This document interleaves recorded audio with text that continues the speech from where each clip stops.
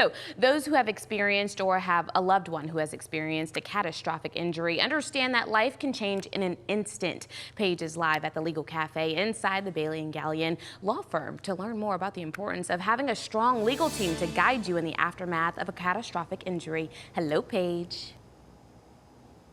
Hey, and welcome to the Legal Cafe. Good morning to you and good morning, Texas. We are here right in the heart of downtown Fort Worth. In fact, you can have a view of pretty much some of the essential locations here in downtown from the Legal Cafe. This is a place where people can come, have a cup of coffee, maybe some avocado toast. Also, they can enjoy the services that they have here with many, many places where you can conduct business.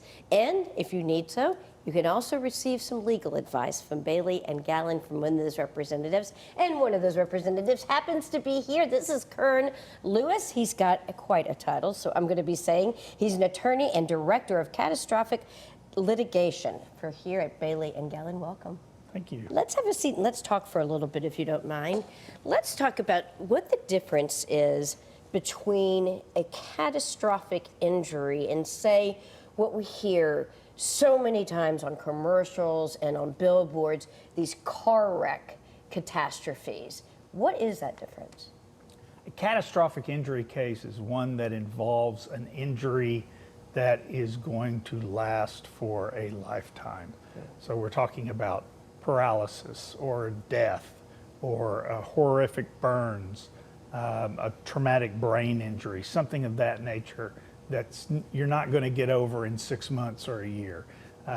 It's going to go on, and you've got to plan for medical care and expenses far into the future. Okay, so this would be an injury that has potential lifelong consequences. Can you give me a few examples of what that might look like?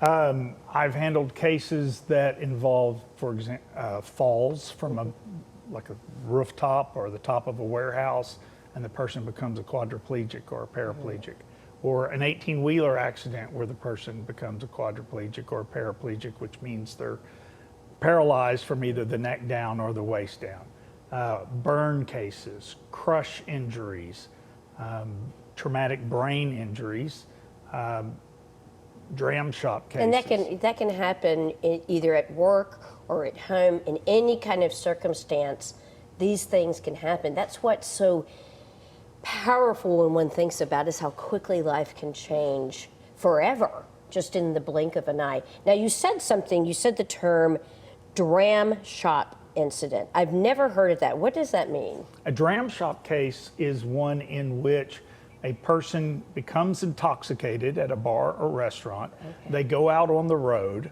cause an accident, cause a serious injury, and the claim is made that the establishment that sold them the alcohol is at least partially responsible for putting that drunk driver out on the road and causing the injury. All right, so then people who own these types of establishments, I mean, they must be aware that that's important to determine. They have to somehow assess how much their customer has consumed, otherwise they themselves may be liable? They can be. They are provisions under the Texas Alcoholic Beverage Code where servers in these restaurants can take a training so that they learn how to spot the signs of intoxication. Okay. And they should be monitoring their customers. The problem is, places are busy, servers sometimes have too many customers than they can handle. And hard to keep up with. Hard to keep up with them. Plus, they're motivated, they need to make a living, they want to make tips. So it's hard to turn someone down and say, you're too drunk, you can't have another drink. That might mean another $5 in your pocket. Sure. All right, real briefly, what has been the most challenging case that you've ever had to litigate? Probably a traumatic brain injury case. About 12 years ago, I had one involving a lady injured in an accident that didn't seem that severe at the beginning. She drove herself to the hospital just to get checked out. But over the next few days, she began to develop more and more problems and symptoms. And she had what's called a diffuse axonal injury, which are little parts of your brain that become scarred because of the injury. And she basically had to have 24-hour care, someone watching her, taking care of her all the time. So you were able to provide her with the legal counsel and also with the services so that she could have a comfortable life.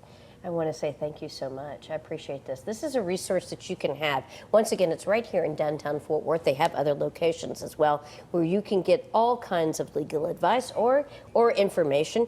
You can go to go to thetexasattorney.com, as well as you can call thetexasattorney.com, and then you can go to 1-800-LAW-OFFICE for more information.